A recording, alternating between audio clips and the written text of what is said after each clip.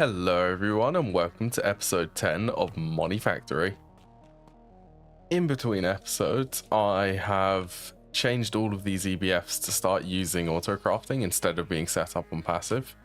And I've also implemented these vacuum freezers instead of cooling all of the hot ingots using the chemical bath, since that's inefficient. I've also started to deconstruct some of the machines here as I'm moving to autocrafting, like this one.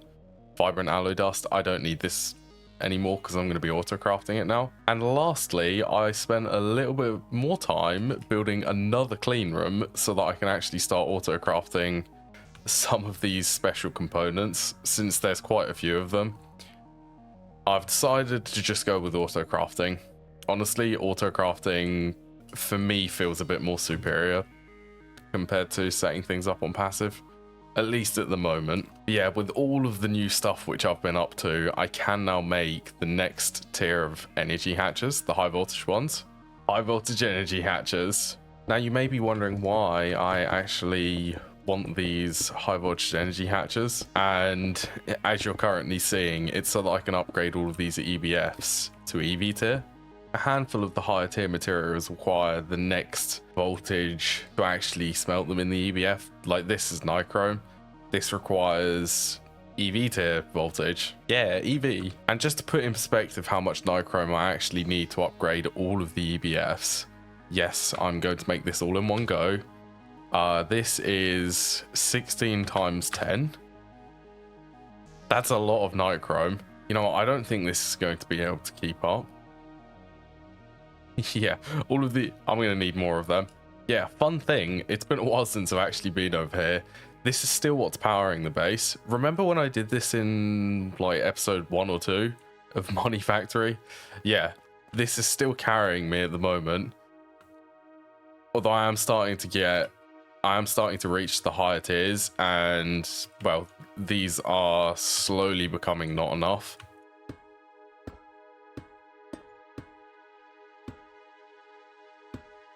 While I'm waiting for the nichrome coils, I might as well start setting up some other materials which I'm going to need. Two of them are, or the two which I'm looking for are titanium and PTFE, polytetrafluoroethylene.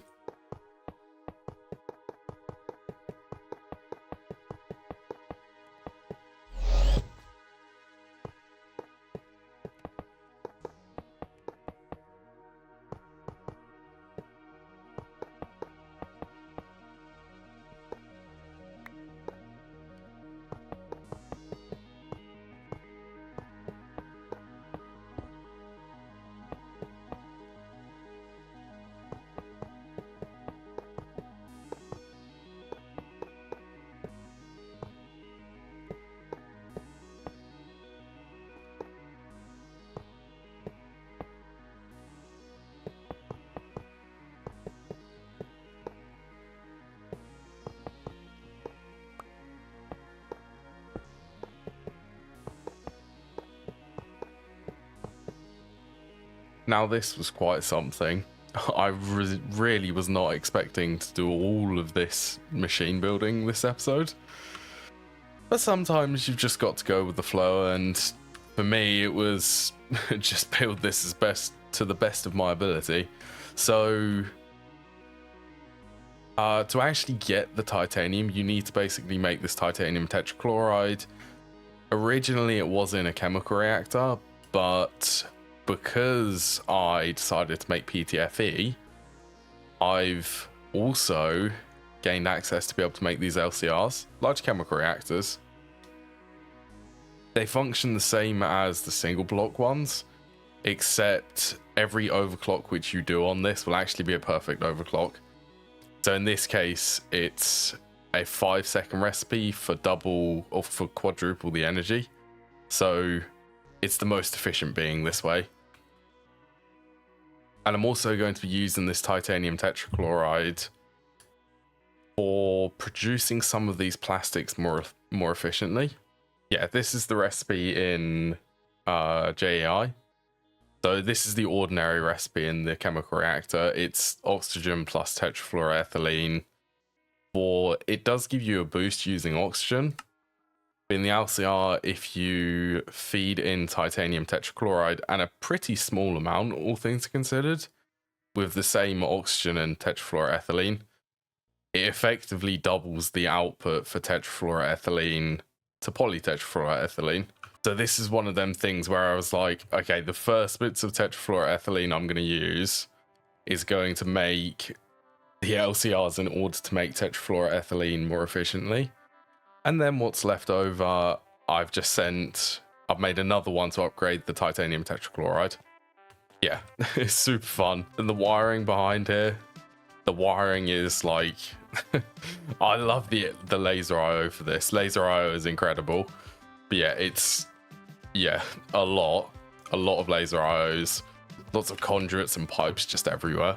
Oh yeah, and my first bits of titanium, I am starting to get titanium now. This is the precursor to all EV machines, and it's also a quest in the mid-game chapter, and it's also required for the tier 2 microminers. Speaking of microminers, I think it's about time that I actually start setting up microverse projectors, as I'm starting to reach the point where I need more resources. I need to keep the resources flowing for especially things like tungsten and titanium.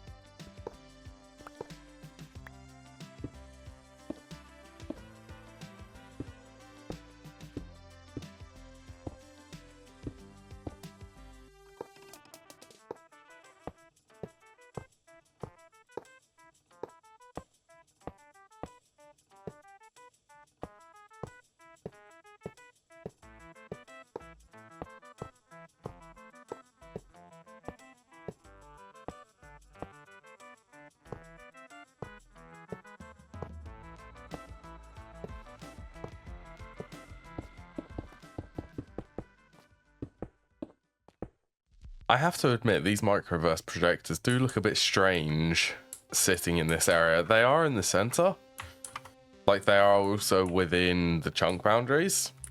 But yeah, I think they look weird because I've never built them like this because they're wall shared. But this should be ready to start sending the micro missions.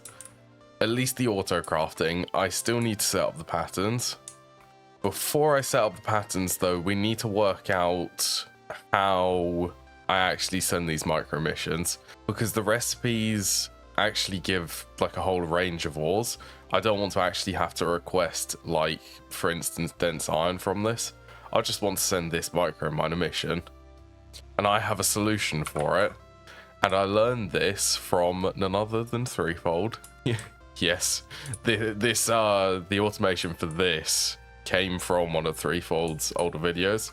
It came from his Monifactory series where I learned this. I'll link that up in the top right for anyone who wants to check out his series of Monifactory, and Omnifactory actually for that matter. But anyway, taking this piece of paper to this anvil, and let's give this a proper name, something like Tier 1 ores, for instance. So this will be the item which I will request using Applied Logistics. So the recipe will look something like this, with the recipe inputs over to the left. And I'm going to be requesting this tier 1 ore piece of paper. So this can now go inside the pattern for the basic microburst projector. Now I can take this piece of paper over to this small little thing which I built over here. I cut out it because it's just, yeah, I didn't really like it in the episode.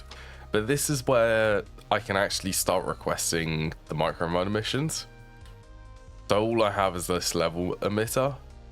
This has a crafting card. I know, I have to admit I'm with Threefold on this. I do not like crafting cards. Especially, well, I don't like them anywhere other than this. This is the only example when I will actually use the crafting cards. So I'm using this to basically check when this item, tier 1 ores, is being crafted. And if it is being crafted, it will output a redstone signal, which in turn toggles this toggle bus and it exports the tier 1 ores paper back into the ME system in order to clear the craft. At least it should do that. On paper, it should work like that. I have yet to test it in this version, so yeah, let's go and test it.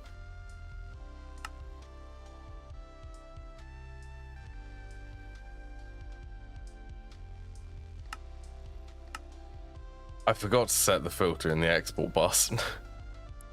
But it won't clear it without that filter. Yeah, you need to set it in the level emitter and the export bus. So once I put this back into the ME system, it should clear the craft. Yes, up on the top left it did, or top right I mean. And that is our first Microminer being sent, or the first 4 actually, because that was 4 Microverse projectors. Now that I can start requesting Microminers and start sending the missions, there's a couple of things which I need to set up in order to actually be able to process the ores which the Microminers actually produce. One of which being the regular ores and the other one being the dense ores. So yeah, let's get all of this. Let's get all of this set up.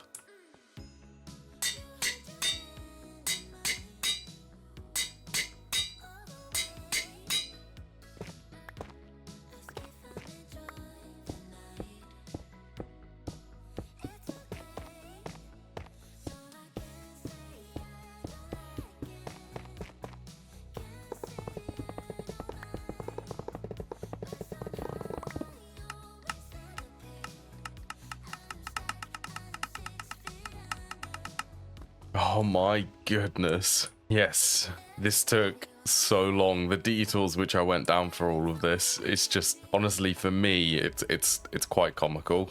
Yeah, so this is the setup which I'm going to be using to process some of the ore blocks. This one is very fun because it's using formation planes and annihilation planes. So if I turn this on, I save this for everyone. There you go. So they should be able to just start processing all of the ores in the ME system. Spoilers, there's quite a few, 20,000 iron ore. And then this is the bit where I ended up going down a major rabbit hole in order to get what I wanted.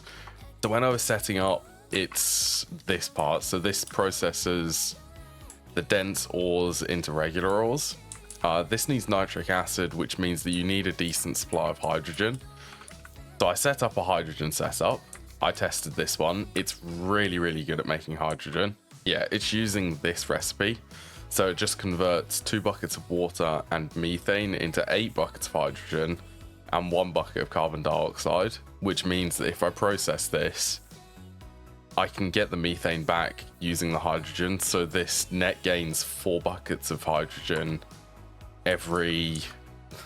Well, because I've overclocked this, it's like every second it produces 4 buckets of hydrogen. It's incredible. I love this setup, but this isn't even, this is honestly the rabbit holes which GregTech has to offer. So the last bit was the speed. As you can probably see, this is running at LUV tier. How am I doing that in EV?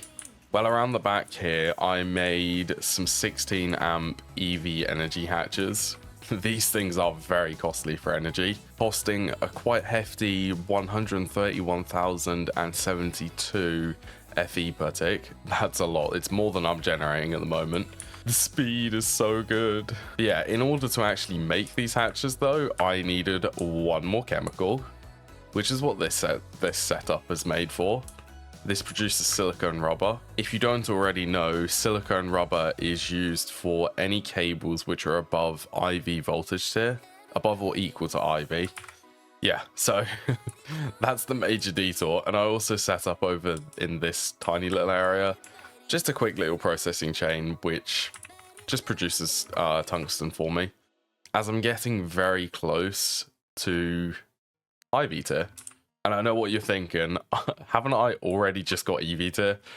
Yeah, I have. I have just got EV tier and I'm already ready for IV tier. Like, I'm actually, at this precise moment, I think I could make IV tier machines.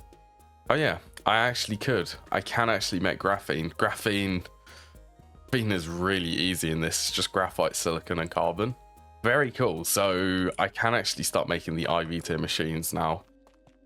I think I want to start getting closer to some better power production though, as the numismatic dynamos are quickly starting to become not enough for the base. I'm up to, how many are here? 4, 5, 6. I've got 24 numismatic dynamos which are powering the base, and it's still not enough. Like, I'm barely able to scrape by with all of these. But don't worry, there is a solution coming very, very soon. For that solution, I need to start producing some argon. Argon is really easy to produce. All it is distilling liquid air inside one of these newly made distillation towers.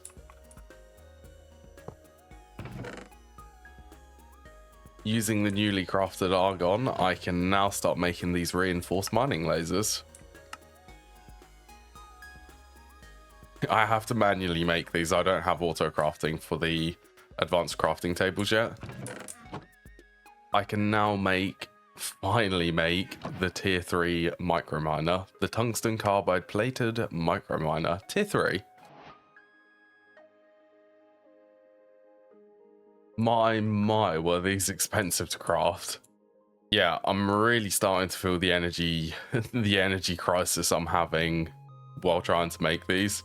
It drained the entire conduit network and the ME system was flickering on and off while trying. Yeah, that's painful. So yeah, I really need more power production.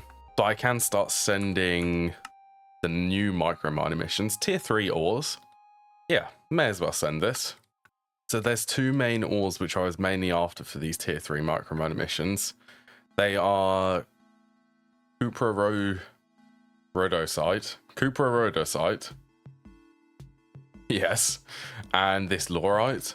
Both of these can obtain ruthenium and rhodium, I believe. And the main thing which I'm after is this ruthenium. And a couple more tier 3 microminers later, I now have enough ruthenium for 16 of these RTM alloy coils. That now means that I can actually start running some of the higher tier materials require this hotter temperature, which the RTM coils have to offer. 4,700 Kelvin, that's the new capacity. Two of the new alloys which I can make in this RTM blast furnace is now aluminum and signalum. And the signalum I'm most interested in, since I can make the signalum integral components now, which will basically double the existing power production, which is something which the base sorely needs. Like, to put it in perspective, this is how bad the power situation is. I'll actually show this. So this is a 16 amp EV energy converter. This is running at LUV tier. That's over 100,000 FE per tick. This can barely keep up. You see it start, oh, there it goes. It's starting to drop. Yeah, the base is struggling so much now. I just need a little bit more energy production. I'm hoping to set up nuclear very soon. Since I'm waiting for the signalum, it's going to take a very long time. Why not we'll set up rare earth processing. It's actually a really simple recipe to do this, so yeah, there's no reason for me not to do this right now, and it's going to be needed in order to make the nuclear reactor.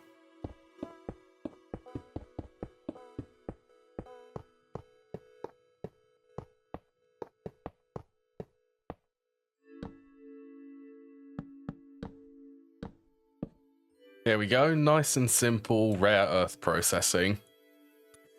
So I'm processing all of this into 6 different elements actually. Neodymium, samarium, lanthanum, cerium, yttrium, and cadmium. Yes, lots of materials from this. And the main ones which I need for the nuclear reactor are yttrium.